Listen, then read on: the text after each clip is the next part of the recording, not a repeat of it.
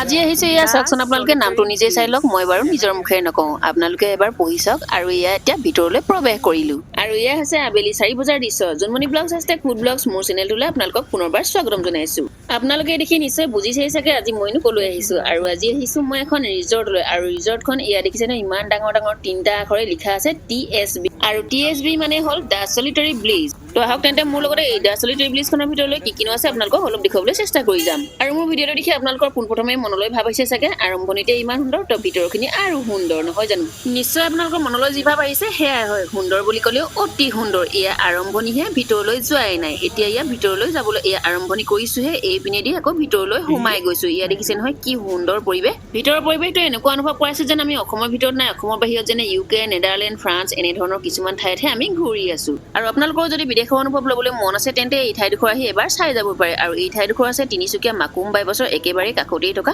ভৈয়াগিদা সলিটাৰী ব্লিজ আৰু আপোনালোকে গুগলত সাৰ্চ কৰি এই ভৈয়াগিদা সলিটাৰী ব্লিজখনলৈ আহিব পাৰিব এতিয়া আকৌ সুইমিং পুলটো দেখি মোৰ মনত এনেকুৱা অনুভৱ হৈছে যেন গৰম দিন যদি হোৱা হ'লে অলপ যেনে নহলেও সাঁতুৰিলো হয় আমি নৱেম্বৰ মাহত আহিছো যিহেতু অলপ ঠাণ্ডা বাঢ়িবলৈ ধৰিছে সেই গতিকে সাঁতোৰাটো দূৰৰে কথা নামিবও নোৱাৰো আৰু চিধাই গৈ গাঁৱৰ পুখুৰীত জাপ দিয়াৰ দৰে এই সুইমিং পুলটোত কেতিয়াও জাপ দিব নোৱাৰি এই সুইমিং পুলটোত জাপ দিবলৈ হ'লে টকা পেলাব লাগিব আৰু ইয়াত টিকেট কাটিব লাগিব এটা টিকেটত 500 টকা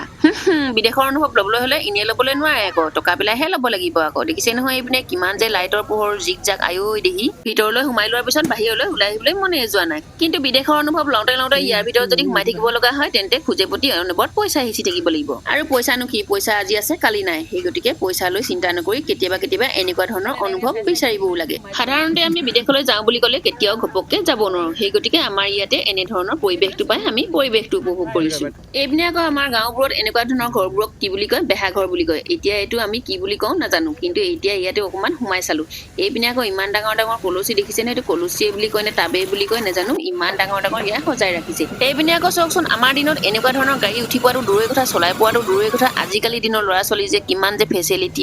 ক'বলৈ গ'লে কেৱল অকল টকাৰে খেল নহয় জানো কেইপিনে আকৌ মই চাৰিওপিনে ঘূৰি দেখুৱাওঁতে এয়া সন্ধিয়াই লাগিলে ইয়াত আকৌ লাইটৰ পোহৰ দেখি ইয়াতো অলপ বোলো মই ভিডিঅ' কৰি লওঁ এয়া দেখিছে নহয় আৰু ক'তনো কি আছে এদিনীয়াকৈ সোমোৱাৰ বাবে কোনখিনি কি আছে ধৰিবই পৰা নাই এইপিনে আকৌ ঘূৰি কেৱল অকল মই ভিডিঅ'হে কৰিবলৈ লৈছো আৰু আজি এই ঠাইলৈ আহি বাহিৰৰ দৃশ্যটো আপোনালোকক দেখুৱালো খোৱা বোৱাটো নেদেখুৱালো যদি ভাল লাগিলে তেন্তে এই সুন্দৰ ঠাইলৈ আহি আপোনালোকে এবাৰ উপভোগ কৰি যাব আশা কৰো আজি মোৰ এই ভিডিঅ'টো চাই আপোনালোকে ভাল পালে তেন্তে লাইক কমেন্ট কৰিবলৈ নাপাহৰিব যিসকলে নতুনকৈ চাই আছে পেজটো ফলো কৰি দিব তেন্তে আজিলৈ নাচি মই দিলো বাই বাই আৰু শেষলৈকে চাই থকাৰ বাবে সকলোলৈ ধন্যবাদ।